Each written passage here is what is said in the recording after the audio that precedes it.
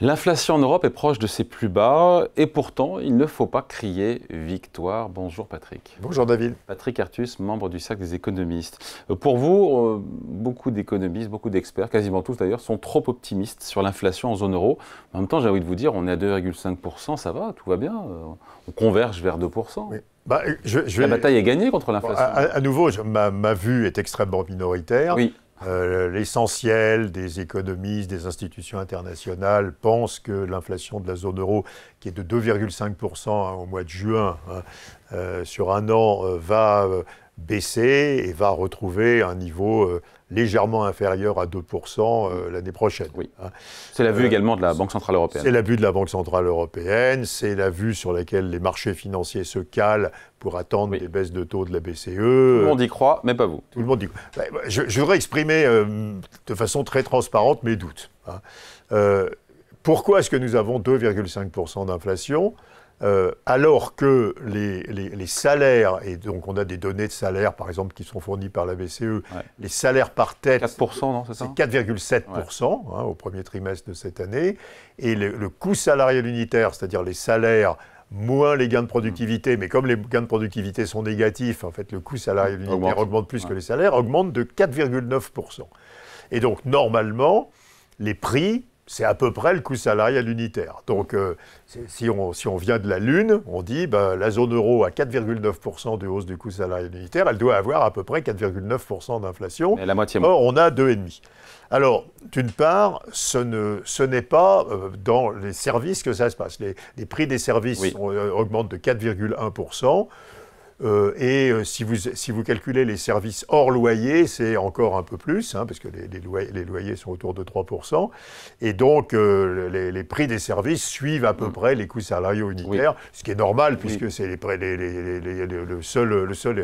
coûts dominants dans les services sont les salaires. Exactement. Cette baisse des prix par rapport au coût salarial unitaire vient donc essentiellement... Donc pourquoi on a 2,5% d'inflation ? Vient essentiellement des prix industriels. Et les prix industriels augmentent extrêmement peu en réalité. Et donc je crois que ceci a trois causes. Une baisse forte des marges bénéficiaires. Et quand vous regardez les marges bénéficiaires des entreprises dans la zone euro, premier trimestre 2024 versus premier trimestre 2023, la baisse des marges bénéficiaires contribue pour plus de 2 points à la baisse de l'inflation globale. Et donc, quand vous baissez vos marges, vous ne passez pas en prix vos hausses de coûts. Et ça, c'est une assez mauvaise nouvelle pour la zone euro, parce que ça veut dire que la capacité d'investissement se réduit. On est d'autant réduite. Mais ça explique une partie importante du gros écart entre l'inflation et les hausses de coûts salariaux. Et puis, la seconde explication, c'est que les prix des produits importés sont toujours en zone négative. C'est quoi ça, les prix des produits importés ? Les produits importés. Les prix des produits importés, l'inflation, c'est les prix de consommation. Et donc, c'est une moyenne des prix des produits importés et des prix des produits fabriqués dans le pays. Et comme les prix des produits importés continuent à légèrement baisser, et je crois que la baisse au premier trimestre est de l'ordre de 3,5%. Ça a fait un effet global. Une baisse de 3,5% sur les prix importés. Et donc, vous avez moins 3 sur les prix des produits importés et qui se mélangent au prix des produits domestiques pour arriver à une inflation à 2,5%. Alors, honnêtement, c'est des faits objectifs. Tout le monde peut vérifier. Ça va à tout le monde, 2,5% d'inflation. Mais alors, quelles sont les hypothèses implicites qui aboutiraient à la poursuite de la baisse de l'inflation ? C'est la poursuite de la baisse des marges bénéficiaires et c'est la poursuite de la baisse des prix des importations. Alors, les prix des importations, vous regardez le profil, les prix de l'énergie recommencent à monter, les prix du gaz, prix du pétrole, les prix des produits alimentaires recommencent à monter, au mois le mois, et les prix des matières premières industrielles recommencent à monter. Donc on va passer d'une baisse de l'ensemble des prix des matières premières et des prix des produits importés progressivement à une hausse de ces produits. Et deuxièmement, l'économie de la zone euro va nettement mieux que l'année dernière. Si vous regardez par exemple un indicateur, le PIB, on va avoir probablement autour de 1 point de croissance du PIB dans la zone euro. On avait 0,1 l'année dernière. Si vous regardez les PMI, vous savez, qui sont les indices d'anticipation de production et qui se jugent par rapport à un niveau de 50, le PMI l'année dernière était très inférieur à 50, donc ce qui était cohérent avec une baisse de la production. Aujourd'hui, il est redevenu très supérieur à 50. Si l'économie de la zone euro va mieux, les entreprises vont pouvoir stabiliser leur taux de marge. Ouais. Donc je crois, à nouveau, personne ne détient la vérité. Vous croyez qu'on est sur un point bas sur l'inflation? Je crois que les gens qui pensent que l'inflation de la zone euro va continuer à baisser. Et alors, dernier point, le marché du travail de la zone euro reste extrêmement tendu. Ce n'est pas du tout que la situation américaine. La situation américaine, vous avez une énorme immigration qui a détendu le marché du travail. Si vous regardez, par exemple, des indicateurs comme le nombre d'emplois vacants divisé par le nombre de chômeurs, ce qui est un bon indicateur, la zone euro a encore une tension très très forte sur le marché du travail. Et ce qui explique que les salaires continuent à augmenter de 4,7% chaque année. Et donc, marché du travail tendu, amélioration de la conjoncture économique et disparition de l'effet négatif sur l'inflation de la baisse des prix d'importation, je pense que... Ça ne plaide pas pour une inflation à 2%. Ça plaide pas. Alors, ça plaide pour une inflation à quoi? À 3? Autour de 3 à la fin de l'année. Moi, je pense que l'inflation va plutôt remonter compte tenu de ces mécanismes. En zone euro. En zone euro, entre maintenant et la fin de l'année. Le point bas, c'était 2,4. On a fait 2,4, 2,6, 2,5.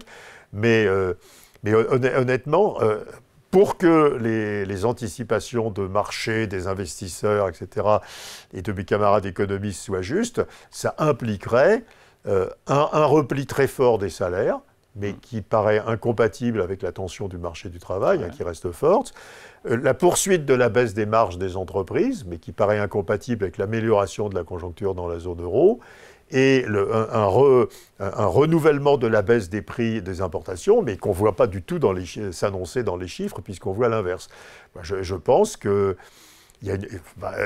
si on fait une analyse assez détaillée, je suis inquiet. Je pense que le consensus de marché, le consensus des institutions internationales qui est très fort, qui dit l'inflation va disparaître en Europe, je pense qu'il ignore ces mécanismes qui restent inflationnistes. Et on finit là-dessus, et le corollaire de tout ça, si vous avez raison contre tous, c'est qu'il n'y a pas de place pour des baisses de taux, pour de nouvelles baisses de taux de la BCE. La BCE a baissé ses taux, moi je pense un peu imprudemment, mais elle l'avait annoncé, c'est 25 points de base, c'est pas... Mais je pense que la BCE va trouver très difficile de continuer à baisser ses taux d'intérêt. Et à nouveau, je peux me tromper, mais si je me trompe, ça veut dire qu'il se passera quelque chose. Donc soit... sur les marges. Soit sur une chute très forte des marges des entreprises, soit une chute très forte des prix des matières premières, soit un ralentissement brutal des salaires. Et à nouveau, on ne voit aucune de ces 3 évolutions s'annoncer aujourd'hui. On reprend un point dans les prochains mois. Oui, pour voir qui a raison, le reste du monde ou Patrick. Oui, non, mais je prétends pas avoir raison, mais je voudrais juste attirer l'attention sur le fait que le raisonnement qui est sous-jacent et qui est sous-jacent pour les gens qui défendent la poursuite de la désinflation. Et la BCE, elle sait tout ça. Elle a tous ces éléments. Pourquoi oui, la BCE utilise des modèles, mais bon... quand vous regardez la BCE, la désinflation de... Alors, juste un point, la désinflation pour la BCE est liée très fortement au redressement des gains de productivité. Et le redressement des gains de productivité ne s'observe absolument pas, parce qu'au premier trimestre, les gains de productivité ont encore baissé. Si on avait un redressement très fort des gains de productivité, les coûts salariaux unitaires ralentiraient, et donc les chiffres optimistes sur l'inflation seraient justifiés. Mais aujourd'hui, on n'a pas du tout observé de rebond de la productivité de la zone euro. Et tous les scénarios, en réalité, des optimistes sur l'inflation sont basés sur le fait que la productivité va réaccélérer. On ne voit pas pour l'instant. Et ce qu'on ne voit pas du tout pour l'instant, parce que je pense que la faiblesse de la productivité de la zone euro, c'est lié à des choses structurelles qui sont l'insuffisance des investissements de nouvelles technologies, l'insuffisance de la recherche-développement, le vieillissement de la population, l'absence d'immigration, etc., et qui ne vont pas se corriger maintenant. Allez, merci beaucoup. Point de vue signé par Patrick Artus, l'économiste Patrick Artus, membre du Cercle des économistes. Merci Patrick. Merci David.